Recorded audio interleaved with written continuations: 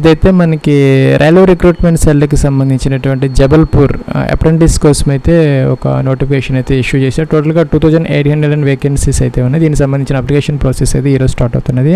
30 August అనమాట 2025. ఇంకా 29 September వరకు అయితే టైం అయితే ఉన్నది. ఫ్రెండ్స్, ఇదైతే మనకి మధ్యప్రదేశ్ స్టేట్లో అయితే ఉంది అనమాట. దానికి సంబంధించినటువంటి వేరియస్ డివిజన్స్, సపోజ్ మన Jabalpur division, BPL division, Kota division ఇలా అయితే ఉన్నాయి అనమాట. ఇక్కడ మనం చూసుకుంటేనే కేటగిరీ వైజ్ వేకెన్సీస్ అయితే ఉన్నాయి. ఇంకా ఎడ్యుకేషన్ క్వాలిఫికేషన్ అలాగే ఏజ్ క్రైటీరియాకి సంబంధించి 15 to 24 ఇయర్స్ అనమాట. 20th ఆగస్ట్ 2025 చెక్ చేసుకోవాలి.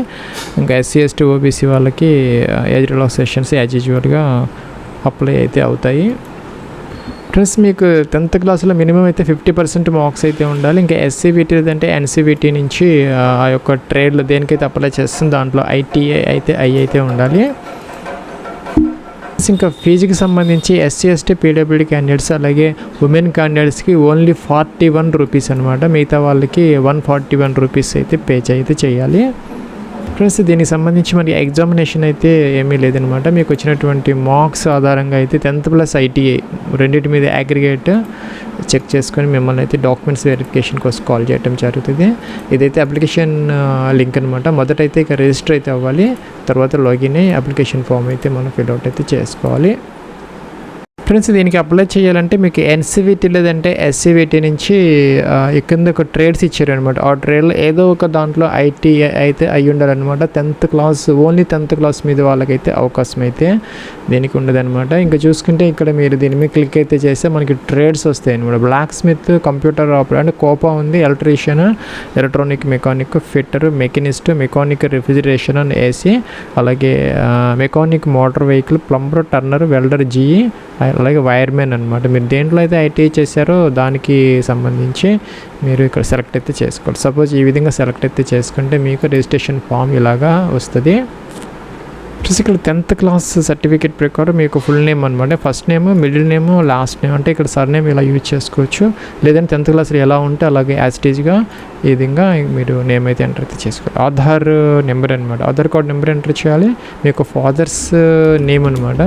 ఫాదర్స్ నేమ్ ఎంటర్ చేయాలి. అలాగే మీ యొక్క మదర్స్ నేమ్ కూడాను ఇక్కడ ఎంటర్ అయితే చేసుకోండి. డేట్ ఆఫ్ బర్త్ అన్నమాట. క్యాలెండర్ ఇచ్చారు. దీని నుంచి మొదట ఇయర్ సెలెక్ట్ చేయాలి. ఇయర్ తర్వాత మంత్, డే ఈ విధంగా సెలెక్ట్ అయితే మీరు చేసుకోవాలి. ఇంకా కూడా ఈమెయిల్ ఐడి ఇక్కడ ఎంటర్ అయితే చేయాలి.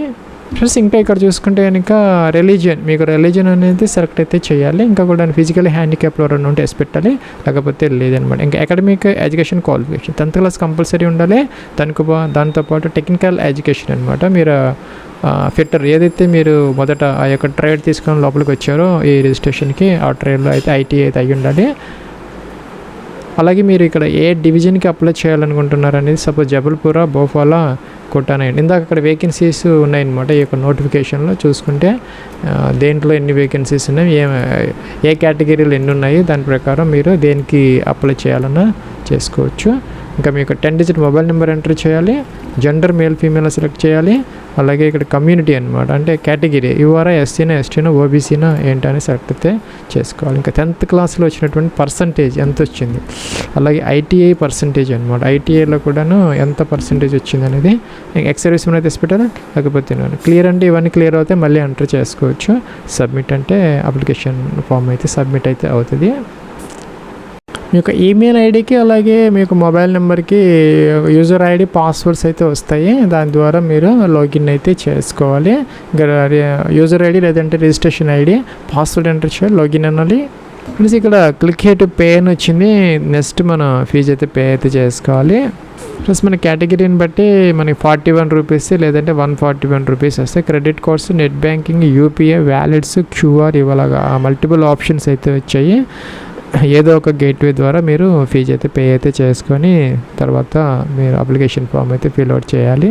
మనకి ఇలా అయితే వచ్చిందనమాట. డౌన్లోడ్ రిసిప్ట్ అని వచ్చింది. ఫీజు కట్టిన తర్వాత ఒక రిసిప్ట్ని డౌన్లోడ్ చేసుకోవచ్చు. కంటిన్యూ బటన్ దీని మీద క్లిక్ చేసి అప్లికేషన్ ఫామ్ అయితే ఫిల్అవుట్ చేసుకోవాలి. When your payment is processed completed download the payment receipt. మనం ఈ రిసిప్ట్ అయితే పేమెంట్ డౌన్లోడ్ చేసుకుని పెట్టుకోమని చెప్తున్నారు. కంటిన్యూ బటన్ దీని మీద క్లిక్ అయితే చేసుకోవాలి. ఫ్రెండ్స్ మనం లాగిన్ అయితే అయ్యామన్నమాట. ఇక్కడ డౌన్లోడ్ పేమెంట్ రిసిప్ట్ అని ఉంది, మీరు ఫీజు పే చేస్తే రిసిప్ట్ అయితే వస్తుంది. ఇక్కడ క్యాండిడేట్స్ నియరెస్ట్ రైల్వే స్టేషన్, మీకు దగ్గరలో ఉన్నటువంటి రైల్వే స్టేషన్ అయితే ఇక్కడ ఎంటర్ అయితే చేసుకోవాలన్నమాట. అలాగే ఎక్స్ సర్వీస్ మ్యాన్ అయితే ఎస్ పెట్టాలి. అక్కడ ఆల్రెడీ మనం పెట్టలేదు కాబట్టి ఇవన్నీ ఎలిజిబుల్ అయ్యాయి అనమాట, వాళ్ళకి మాత్రం వస్తాయి ఇవి. అడ్రస్ మాత్రం ఇక్కడ హౌస్ నెంబర్ లేదంటే ఫ్లాట్ నెంబర్ ఇక్కడ ఎంటర్ చేయాలి. ఏరియా విలేజ్ ఇక్కడ ఎంటర్ చేసుకోవాలి. ల్యాండ్ మార్క్ మీకు మీ అడ్రస్లో ల్యాండ్ మార్క్ అనమాట, పోస్ట్ ఆఫీస్ నేమ్ ఇక్కడ ఎంటర్ చేసుకోవాలి. పిన్ కోడ్ ఎంటర్ చేయాలన్నమాట.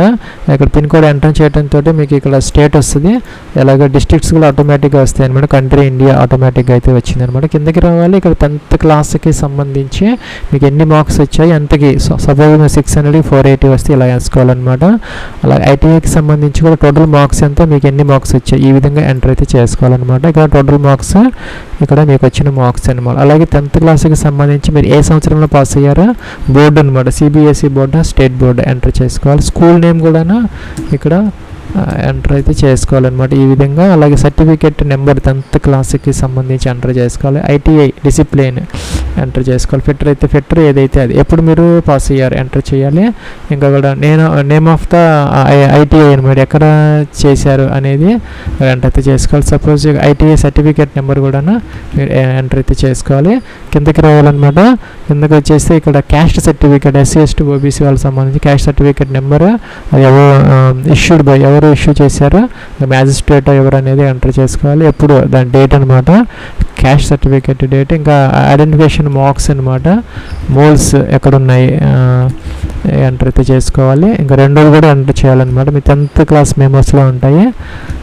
లెఫ్ట్ లెగ్ సపోజ్ ఇలాగా ఎక్కడ అనేది ఎంటర్, ఎక్కడైతే ఉన్నాయి పుట్టుమచ్చలు ఆ యొక్క దీన్ని అయితే మనం ఎంటర్ అయితే రెండైతే చేసుకోవాలి. కిందకి రావాలి. జేపీజీ ఫార్మేట్లో ఇవన్నీ కూడా మనం అప్లోడ్ అయితే చేసుకోవాలన్నమాట. ఇక్కడ 10th క్లాస్ మొదట 10th class mark sheet upload చేయాలి.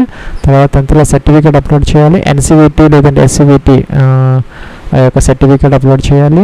అలాగే ఐటీఐ ప్రొవిజన్ లేదంటే మార్క్ షీట్ అది కూడా అప్లోడ్ చేయాలి. ఫోటో అప్లోడ్ చేయాలి.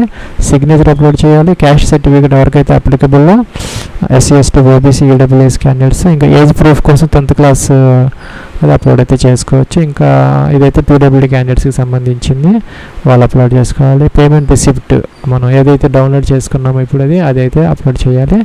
ఇంకా కూడా ఇంటర్మీడియట్ ఎవరైతే ఈ మెడికల్ ల్యాబ్ వాళ్ళకి సంబంధించిన వాళ్ళు ఎవరైనా అప్లై చేస్తే ఇంటర్మీడియట్ క్వాలిఫికేషన్ వాళ్ళ ఇంటర్మీడియట్ కూడా అప్లోడ్ అయితే అవన్నీ ఇక్కడికి వస్తాయి అనమాట. కింద మనకి సబ్మిట్ అనే బటన్ ఉంది, దీని మీద క్లిక్ చేసి మీరు అప్లికేషన్ ఫామ్ అయితే ప్రింట్ అయితే తీసుకోవచ్చు.